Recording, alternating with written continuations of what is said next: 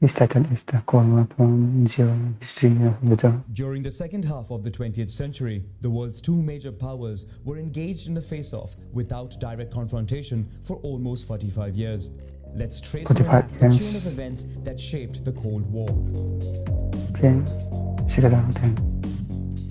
At the end of World War II, major European powers are weakened after more than 60 million deaths over 6 years of fighting.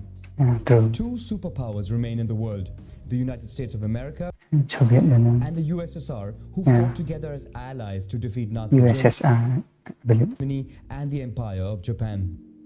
The USSR, or the Union of Soviet Socialist Republics, is a vast area covering 1/6 of the land surface of the planet.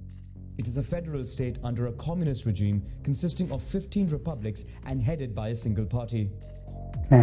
The United States of America is a liberal democracy based on capitalism. It has a military edge, being the only power with nuclear weapons, and also boasts the world's strongest industry and economy. Both powers try to peddle their influence in Europe. The US, under its Marshall Plan, offers substantial loans to European countries to revive the economy and establish trade links. The USSR, for its part, wants to protect its borders and set up pro-Soviet governments in liberated countries. Europe is found divided into two blocks and separated by what is called the Iron Curtain. In Germany, Allies merged territories they control in violation of agreements signed with the Soviets. In response, the Soviet Union imposes a blockade on West Berlin, which is still under Allied control. An airlift is set up to bring supplies to the area. Divisions. Henceforth, both powers harbor a fear of the other. On both sides begins a witch hunt. In the United States, federal employees sympathetic to communist ideas are fired. Even Hollywood is used as a tool to produce anti-communist propaganda. In the USSR, any form of opposition is suppressed. Beyond ideology and clout, the two powers battle for influence in the fields of science, industry, space, sports, and military. The Soviet Union invests heavily in industry and arms, and in 1949 tests its first atomic bomb. The same year, the United States sets up NATO, a military alliance between countries of the Western Bloc. Throughout the Cold War, there would be many indirect confrontations between the two powers and their allies. The first one takes place in Greece, where a rebel communist militia from the Second World War, supported by the Soviets and armed by Yugoslavia, enters into a civil war against a traditional monarchist party, supported and financed by Britain and then the United States. However, following tensions, the USSR breaks its alliance with Yugoslavia. As a result, Greek communists lose vital support and are forced to lay down their arms. Greece then becomes part of the Western Bloc.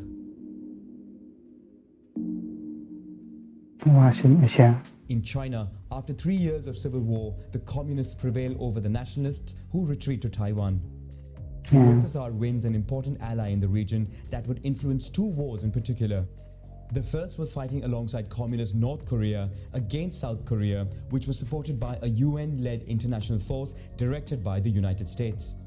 After 3 years of fighting, a ceasefire leaves the Korean peninsula divided in two.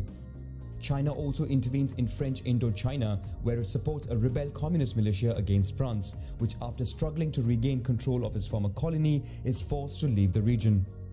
Vietnam is divided in two at the 17th parallel, with communists in the north and nationalists in the south, supported by the United States. This marks the beginning of the Vietnam War. The Suez Canal. In response to NATO, the USSR organizes its own military alliance through the Warsaw Pact. The following year, France and Britain unite with Israel in a surprise war against Egypt to regain control of the Suez Canal. The United States and the USSR oppose this attack and quickly impose a ceasefire, marking the end of European dominance in the region to the benefit of the USSR. The Soviet Union, which has now caught up in military and industrial technology, installs hundreds of long-range missiles pointed at Western Europe. In response, the US points its missiles towards Soviet territories. That's unsettling. Elsewhere in the world. Following disagreements, China breaks its alliance with the USSR as the country aims to distance itself and become a new world power. On the other hand, many countries break with the two main camps and choose to remain neutral by creating the non-aligned movement. In Latin America, the United States plays its part to ensure no room for communism, but the country fails to militarily overthrow the new communist government in Cuba. Cuban Missile Crisis. The USSR takes advantage of the American failure to diplomatically influence Cuba. Soldiers and Soviet military ships are sent to the island and missiles are installed and pointed at the US. Tensions build to a point where the marine forces of both sides get ready to face off against each other. The whole world holds its breath and many countries prepare for an eventual World War III.